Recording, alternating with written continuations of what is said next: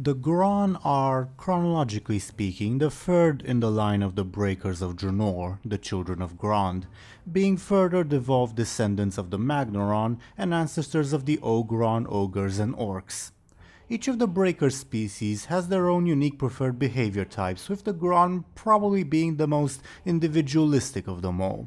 Namely, in order of descendants, the ancient Colossals continue to exist with the purpose Agramar had instilled in them and in their father Gronn to combat the Evergrowth and bring balance to Draenor. The Magnaron are much more odd, behaving in a very odd mix of their ancient titanic purpose and very much random, arbitrary, and often destructive acts, while also being really attracted to volcanoes. The Gronn, with a few exceptions who serve the Magnaron, are entirely individualistic, usually preferring to spend their entire existence alone, simply devouring anything they could find.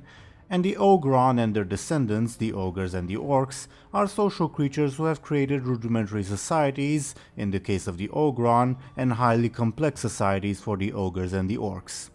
All of the Breakers, however, with the possible exception of the Colossals, very much have a might makes right mentality, believing that the strongest should rule over others of their kind, even if individually they might not like that arrangement.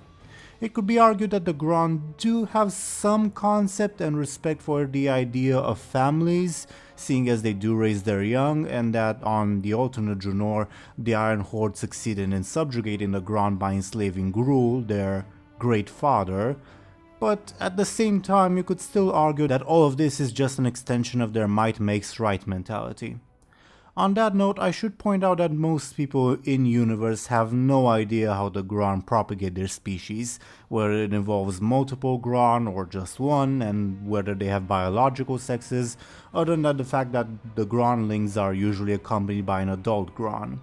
To throw my own 2 cents into this debate, well, many of the Gronn we know carry the title Son of Gruul, emphasis on son, so, well, regardless of whether that title means something biological or just symbolic, there might be no female Gronn in game, or at all, but it's likely that they have biological sexes since they wear loincloths. On that note, weirdly enough, the Magnaron, who are just partly composed of molten lava, also wear loincloths, and I just went off on the weirdest tangent in the history of this series.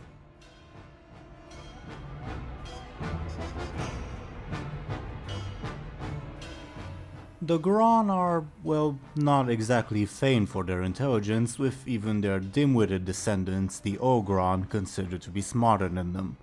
Before the rise of the Horde and the destruction of Draenor, the Gronn were generally very much content with ruling their own individual land, preferably isolated from other Gronn, while killing and eating anything else they came across indiscriminately.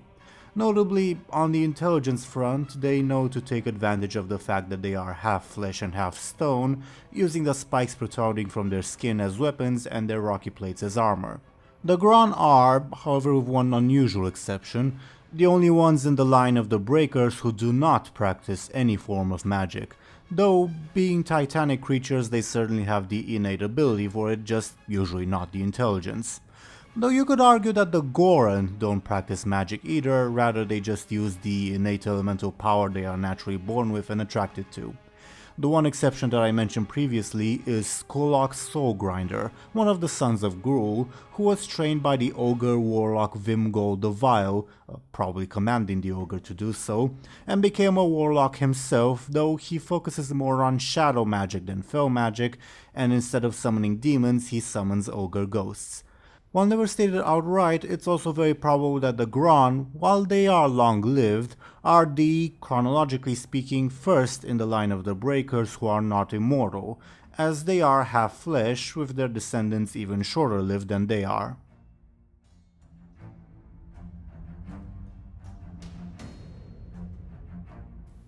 Traditionally speaking, the Gronn are revered as deities by their descendants in the Breaker line, especially the Ogres. In early times, more than 1,000 years ago, the rudimentary Ogron societies would regularly sacrifice their sick and weakly ogre slaves to the Gronn in an attempt to convince them to leave them alone. The subservient ogres took up this belief, also considering the Gronn to be gods whom they all feared. This all changed with the beginning of the Gorian Empire. 1,000 years ago, a group of Arakoa sorcerers sought out a cache of Apexis crystals, hidden underneath an Ogron settlement. As they could not treat with the Ogron, the Arakoa instead sought out their ogre slaves and trained one, Gog, in the arcane arts in the hopes of inciting a rebellion. Gog, however, instead of initially attacking the Ogron, instead sought out and killed the Gronn. By the time he slew his fifth Gronn, his story had spread to all of the enslaved ogres, erasing their fear of the Gronn and the Ogron. The ogres then rose up in rebellion and established their Gorian Empire on the site of the future Shatrath city, under the leadership of Gorgog, aka King Gog, the Gronn Slayer. Incidentally, they killed the Arakoa sorcerers I mentioned later on. Since that time, the Gronn continue to live as their wild selves, rarely, at times even lording over small groups of ogre and ogron subjects. It's worth pointing out that many of the ogres who joined the Old Horde were under the yoke of the Gronn and chose to rebel with the orcs' aid. Otherwise, the ogres were more or less content to leave the Gronn alone, though they enslaved the Ogron. The situation differed on the alternate Draenor, however, where the ogres also began enslaving Gronn with their magic in an attempt to compete with the Alliance and Horde, and probably to some extent the rest of the Iron Horde.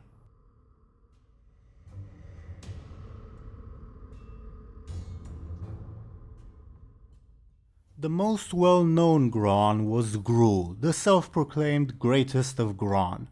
Prior to the rise of the Horde, he lorded over an area in Frostfire Ridge and Gorgrond, also keeping a handful of ogres under his yoke. Following the destruction of Shatrath city, Warchief Blackhand of the Horde decided to embark on an extermination campaign against the other races of Draenor who had not joined him before, and especially tasked the Frostwolf, Whiteclaw, and Thunderlord clans with annihilating the remaining Breakers, though the first two clans only participated in a token fashion. Gruul, however, from his lair in the mountains, repelled every Thunderlord attack until the mounting casualties forced the orcs to give up. Eventually, in a rare display of solidarity and desperation, the remaining Gronn of Draenor rallied under the cunning Gruul's rule, establishing their overlordship in the area. Incidentally, this is why I'm skeptical whether the Son of Gruul moniker that these Gronn have actually refers to biological children or just metaphorical ones. Their power gradually grew, even subjugating many ogres, including some of the former Gorian Empire under their yoke. Gruul established a hierarchy of sorts over his domain, with each individual Gronn typically lording over an ogre tribe, while a council of the ogres resided in Gruul's actual lair. These ogres reverted to the more traditional way their kind saw the Gronn, namely as frightening deities that they would need to appease and serve. The Gronn though were more or less autonomous, as two of them, Slag and Durn the Hungerer, chose to exile themselves and live alone in other parts of Outland. I should mention that eventually, for some reason, Gruul joined or was allied with Illidan's forces, but this affiliation is only mentioned once in the Illidan novel. There was, however, a not so subtle dissident movement within the subjugated ogre tribes, as several ogre magi, with the aid of Apexis crystals, escaped their domination and created their own settlement within Blade's Edge Mountains, what Frostfire and Gorgrond became after the shattering of Draenor, Ogri'la. The group orchestrated the eventual downfall of the Gronn, and Ogri'la became a sort of mythical paradise land for the subjugated ogres.